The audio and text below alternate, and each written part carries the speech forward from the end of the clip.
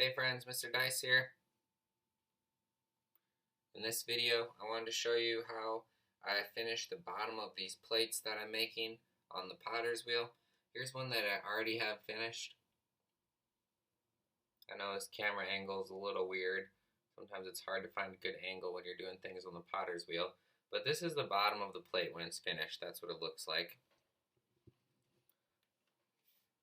This is what it looks like before I trim that foot ring on the bottom, and that's what I want to demonstrate for you in this video. Before I trim it, it looks like this on the top, because you throw it like this, just a regular way you'd think of a plate. So there's the inside of the plate. Hopefully you can see that okay in this video. It's not too bright or too dark. So you gotta let that dry for a day or two. Then you flip it over and you have it on this piece of wood that's called a bat, because if you don't, you'll mess up the plate. And I want to show you trimming it. So what I did was I took a measurement with this tool here. This is called a calipers, so I know how big to make this foot ring down there. Here we go. This is called a trimming tool. They come in lots of different shapes and sizes.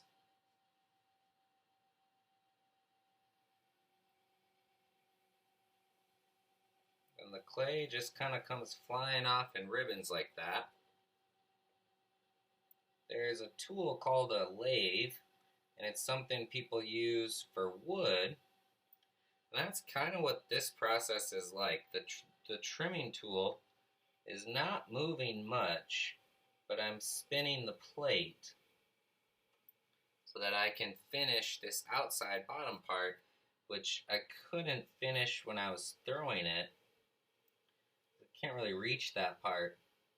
And when you're throwing it, the clay is really soft, so you don't want to have that part too thin until the end, when the clay has set up and dried a little and gotten a little stronger.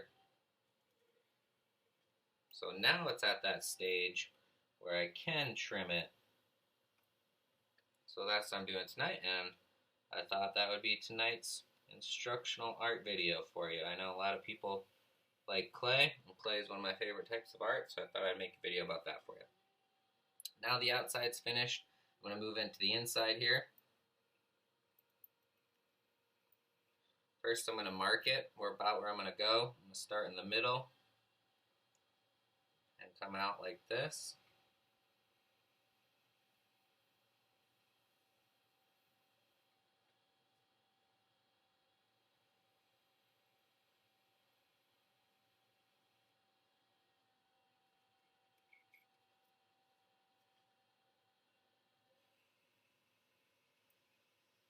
If I didn't remove some of this clay, the plate might be kind of wobbly when it was sitting on someone's kitchen table and they were eating dinner.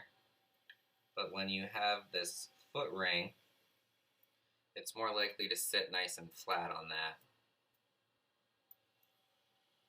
Plus I'm compressing the bottom, which is making it stronger. No one wants their plate to crack in half when it's filled with something like spaghetti and make a big old mess, right? So there's several reasons for this process. The plate is upside down right now.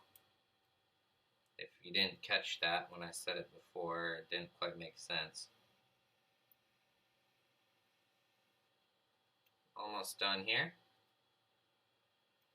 Hopefully this video and sound quality is okay for you.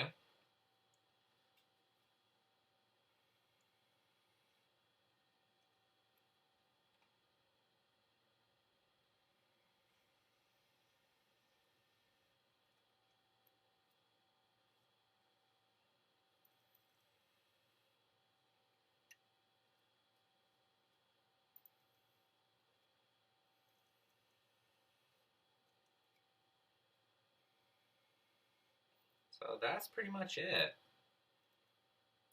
Just make sure this is flat.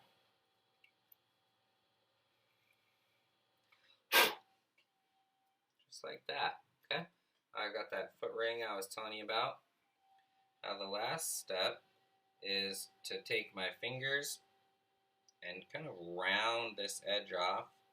I want to take a little more off with the tool there, because I don't want any sharp spots that would scratch someone's table.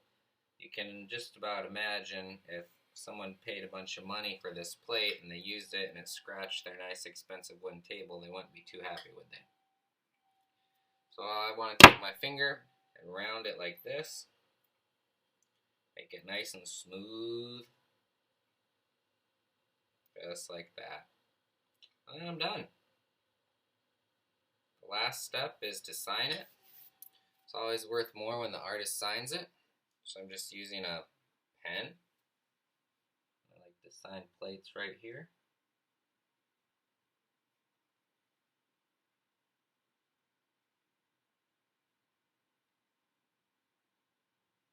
And that's it. Hope you enjoyed this pottery video. I'll see you guys next time. Thanks for joining me.